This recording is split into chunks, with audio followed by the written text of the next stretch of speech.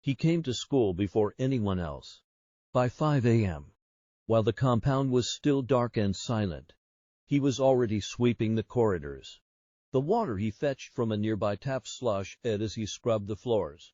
His hands worked fast, cleaning toilets, wiping chalkboards, straightening chairs no one would notice. Students never saw him arrive. He was simply there every morning. They called him Mr. Sule, but never with respect. More like something to fill silence. No one knew where he lived. No one cared. He wore the same shirt every day, a faded blue one, with a stitched-up tear near the collar. His sandals were worn thin. One side flapped louder than the other. Students laughed behind his back. Some teachers did too.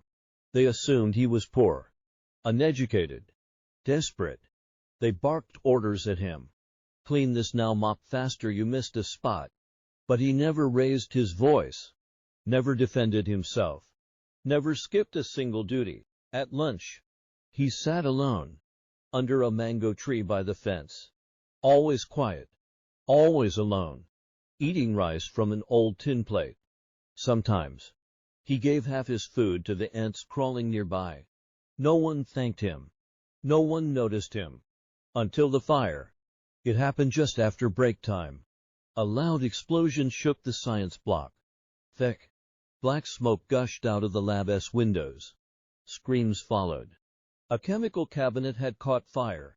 In the chaos, students scattered in every direction. Some ran for water. Some ran for their bags. But no one ran into the fire. 3 students were trapped at the back of the lab, their exit blocked by burning desks. The teacher had fainted, crumpled just outside the door. Panic spread like smoke. But then Mr. Sule dropped his mop and ran toward the flames. People shouted after him, "Come back. You'll die." But he didn't turn back. He ran in and disappeared into the smoke. Moments later, he stumbled out, coughing, carrying a boy in his arms. He dropped the child on the grass and went back in. This time, he came out with a girl, her leg bleeding, her face black with soot. Then, once more, he went back. Everyone stood still. Seconds passed. Then a full minute. Then, he came out, carrying the 3rd child, her uniform scorched, her eyes wide with fear. Then he collapsed. He was rushed to the hospital, his hands covered in burns, his lungs filled with smoke. Teachers sat in silence at the waiting room. For the first time, they looked uneasy, guilty. I didn't even know his name, one whispered. He saved them, said another. He went in 3 times. Hours passed. Then, a sleek black SUV pulled up. A man in a tailored suit stepped out, calm, but clearly shaken. He marched into the hospital with confidence. He didn't ask questions. He gave the doctor a black credit card. "Put everything on this," he said. "Private room. Best specialists." He's like a father to me. The principal stared. "Who are you?" she asked.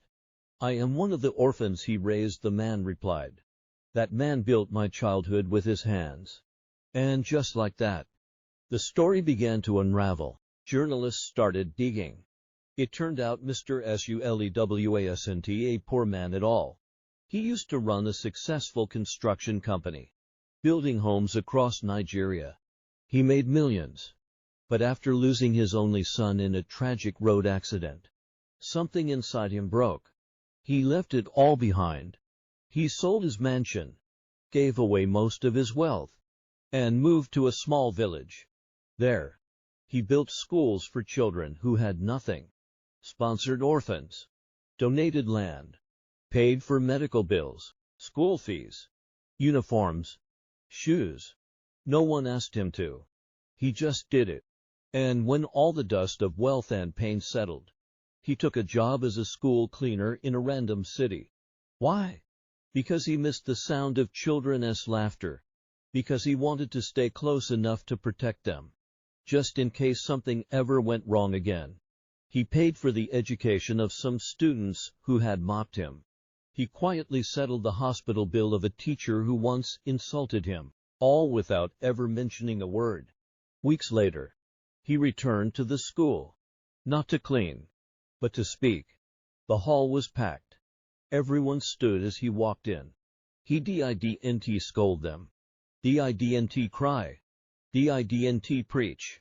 He just looked around, smiled softly, and said, I didn't clean your floors because I had to.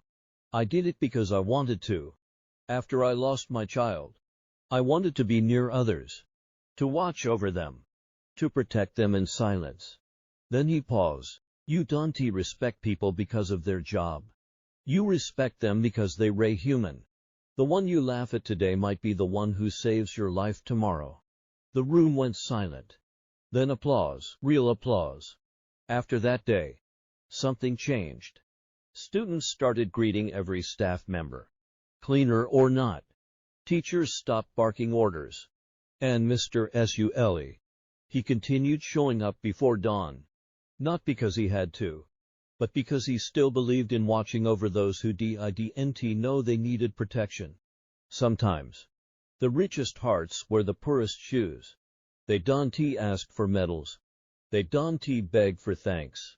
They just show up and change lives quietly. This was African Folktales with Great.